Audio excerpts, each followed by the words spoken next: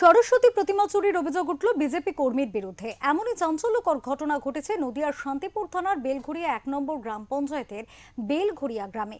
ওই এলাকায় মহিলা পরিচালিত একটি সরস্বতী পুজোর মণ্ডপ থেকে প্রতিমা চুরি করে পালানোর চেষ্টা করে এক যুবক। তবে প্রতিবেশীদের তৎপরতায় অঘটন এড়ানো যায়।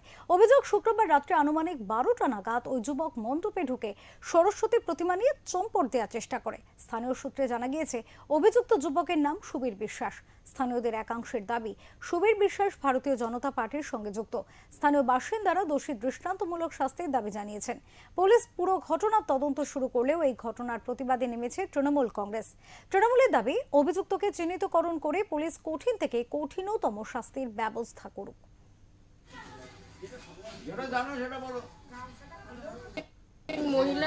মহিলারা মিলে পুজো করেছি ছেলেপিলের জন্য, যে কে কোথায় যাবে না যাবে আমরা এখানে এক জায়গায় মিলে পুজো করি। তারপর শুনছি যে ছেলেটা নাকি ঠাকুরটা ভেঙে দেওয়ার জন্যই করছিল। এটা 12টা ঠাকুরটা নিয়ে ভাঙতে চেয়েছিল। ও বলছে না কুকুর তাড়ানোর জন্য আমরা এসেছিলাম। তারপর তুই পালাবি কিসের জন্য? তাহলে কুকুর তাড়ানোর জন্য এসেছিল।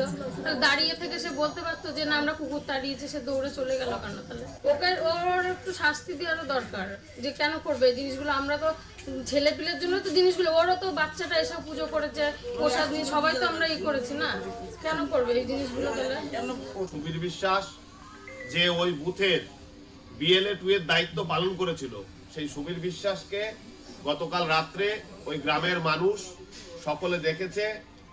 গতকাল পুজো হওয়া প্রতিমাটি তুলে নিয়ে চলে যাচ্ছিল, সেই সময় গ্রামের সকলে আটক করে তাকে।